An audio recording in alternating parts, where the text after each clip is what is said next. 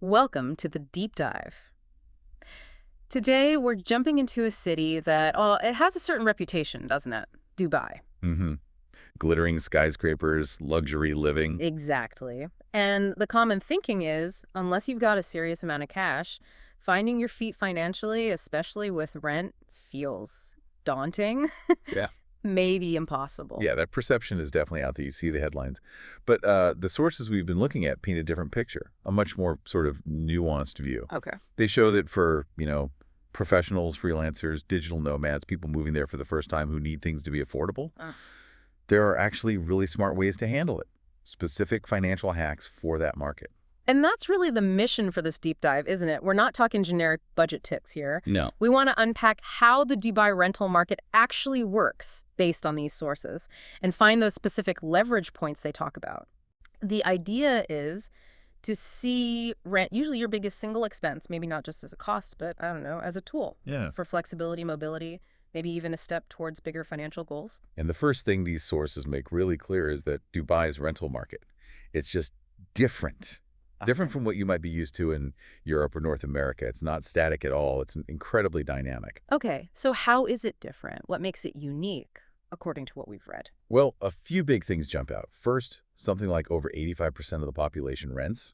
That's huge. Wow, okay, so homeownership isn't the default, like in some places. Not for most people, no. Yeah. And second, high mobility people moving in and out. It's not a problem. It's kind of built into the system. Shared living, shorter contracts, very common. Right, and we have to mention the zero income tax factor, Yeah. huge draw, obviously. But it means your take-home pay is higher, sure, but things like housing, they're purely driven by market forces. There isn't that sort of tax cushion affecting affordability calculations in the same way. And crucially, the sources highlight how your residency visa and your rental contract are often linked. Ah, right. So all this transience, this built-in mobility, it means the market has cycles, characteristics that if you understand them, you can absolutely use to your advantage as a renter. And that understanding is what these sources really dig into. They lay out, 10 specific strategies, smart ways to approach renting in Dubai on a budget? Let's get into some of those. Yeah, and these aren't just find a cheaper neighborhood. They're based on how things actually function there. Okay, the first one is a great way to reframe things. Forget the location glamour, focus on transit efficiency. Exactly.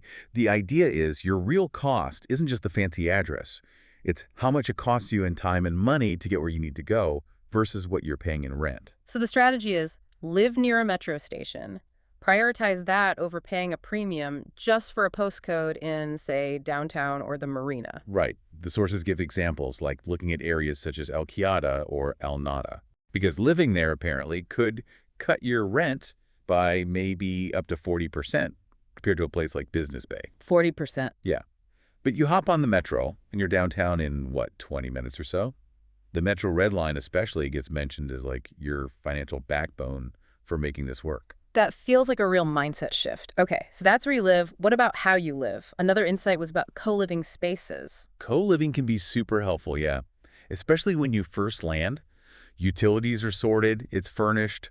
Often there's a built-in social scene. Yeah. Great for finding your way around a new city. But the sources point out something less obvious. That convenience factor, the extra you pay for it.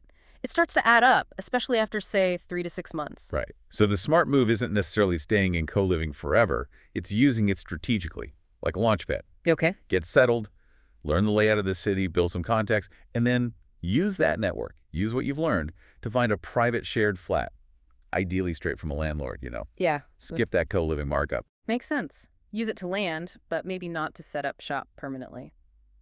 Okay, speaking of timing your arrival, the next insight is about timing your move within the market itself. Yeah, because of that high mobility we mentioned earlier, Dubai's rental market has these predictable dips, lulls in demand.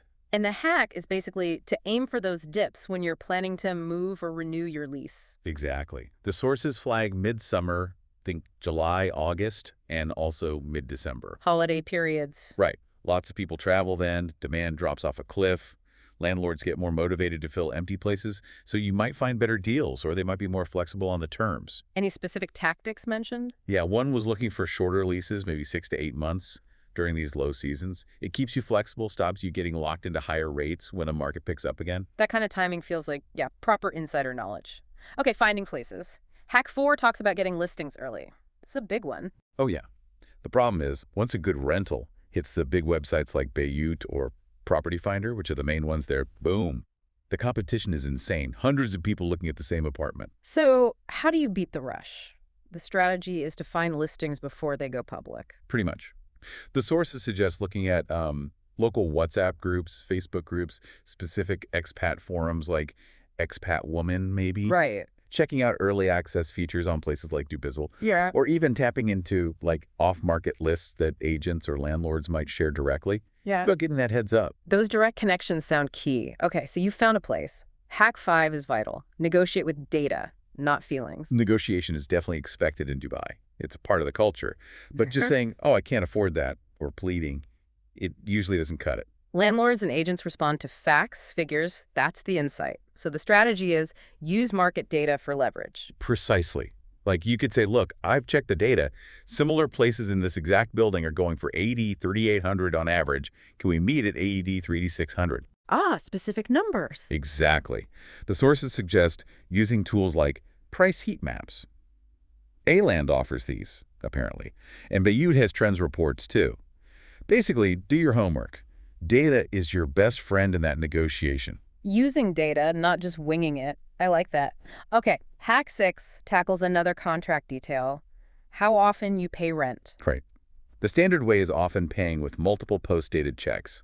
Maybe 2, maybe 4 for the whole year. But sometimes landlords push for just one check for the whole year up front. Yeah, it simplifies things for them. And the hack here is knowing you have leverage if you can pay that one check. Okay, so if they ask for one check, You should absolutely ask for a decent discount. Yeah. The sources say aim for 5, maybe even 10% off the annual rent. You're giving them guaranteed income and security for the whole year. that makes sense. And if one check just isn't doable. Then the sources mentioned looking into platforms in the UAE Flex was one name mentioned that lets you pay your landlord monthly using your credit card automatically. Sorts out the cash flow issue. Gives you another kind of flexibility. Okay, Hack 7. This is about looking beyond the room itself. The building matters. A lot. Yeah, it's so easy to just grab the absolute cheapest room you find. But if the building itself is, poorly run or falling apart, that cheap room can end up costing you more. Not just in money, right? But in hassle, stress. Totally. Mental energy, potential fights over getting your deposit back if there are building problems, maybe even safety worries. So what's the strategy? Investigate the building before you sign. Yeah, do some digging. The sources suggest practical stuff. Ask to see past DEWA bills, that's the Electricity and Water Authority, to check usage. Good tip. Look for reviews of the building management or security. Ask how often they do pest control, and probably the best thing, talk to people already living there. Get the real story. It's not being paranoid, it's just good economic sense. That tenant intel is gold dust. Okay, Hack 8 feels really relevant for newcomers or people starting projects. Use short-term contracts to stay free. Right. If you're still figuring out which neighborhood you like, or you're launching a startup and things are uncertain, getting locked into a standard 12-month lease straight away can feel like a trap. So the hack is actively look for shorter deals at the start, like 1 to 3 months. Exactly. It keeps you agile. Yeah. You can look for sublets, service rooms or apartments, or use platforms designed for this. Which platforms? Sources mention services like Blueground. They do furnished places for flexible terms. Also, A-Land has flexes listings, apparently. And even just using the long stay filters on sites like Airbnb can work. That flexibility sounds crucial in such a fast-moving place. Okay, Hack 9 is a really interesting one. Turning rent payments into credit history. Yeah, this is a big hurdle for lots of people moving to the UAE. You arrive with no local credit history, no score with the Emirates Credit Bureau. And you need that score for so many things, right? Better bank loan terms, maybe even helping with some visa stuff later on. Absolutely. So the insight here is that some rent payment services in the UAE actually report your on-time payments to the credit bureau. Oh, really? Yeah. So the strategy is simple. Use one of those services if you can. That way, you're not just paying rent, you're actively building a really important piece of your financial identity in the UAE just by paying your biggest bill on time. That's a fantastic double win. Okay, finally, Hack 10 brings it all together. Track your true cost of living, not just the rent number on the contract. It's so easy to just focus on that headline rent figure, but you've got to add everything else up. Utilities, DEWA, internet, your actual transport costs, whether it's metro fares or fuel, and those upfront costs too, deposits, agent fees. Yeah, they all add up. So the strategy is basically use a budgeting tool, track all of it. Sources suggest apps like Wally or YNAS, making sure we put in your specific Dubai costs. And there's a guideline mentioned. Yeah, a useful rule of thumb. Try to keep your total housing cost rent plus all those extras comfortably under 25% of your income. And only think about upgrading your living situation once you're well below that mark. Got it. So it's about that complete picture of your spending. These 10 hacks give a really practical toolkit. But the sources also kind of zoomed out, didn't they? Suggesting we think about rent as more than just tactics, as leverage. Yeah, it ties into this idea of Dubai as a platform city, as the sources put it. Platform city, what does that mean? Well, for a lot of people, it's a place you go to build something, to scale up, launch a business, accelerate your career, build up some savings. It's not necessarily the place you plan to stay forever right from day one. Okay, I see. It's a base camp for growth. Exactly. And the point is, your housing strategy should actively support whatever that growth goal is for you. So give me an example. How would that work? Okay, say you're a remote worker or a freelancer. If you use these hacks to keep your fixed housing costs low, that frees up serious cash. Cash you can then plow back into your business, a side project, your investment portfolio. Right. Or if you're maybe a creative type. Same idea. Yeah. Rent savings could fund new skills, better equipment, personal projects that build your profile, your platform. And what about people thinking longer term? Maybe investment. Well, the sources suggested looking at living, renting, maybe affordably in areas that are still developing.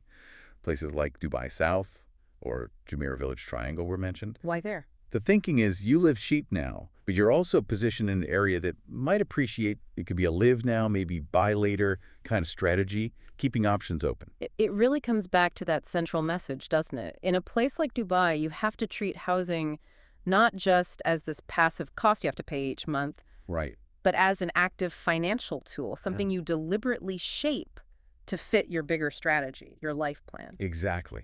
Making that biggest expense work for you to help you achieve what you went to Dubai to do in the first place. It's about empowering your goals. This has been really insightful. It definitely shifts the narrative away from Dubai is just too expensive.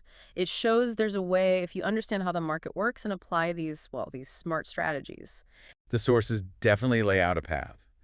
It shows affordability is possible for lots of different people aiming to build a life or career there. Absolutely. So as you're thinking about all this, maybe wherever you happen to be listening from, here's a final thought for you to chew on. How can you look at your biggest regular expense, rent, mortgage, whatever it is, not just as money going out the door, but as a potential lever, a strategic piece you can adjust to help you reach your own financial and life goals? Yeah, definitely something to think about. Thanks for joining us for this deep dive.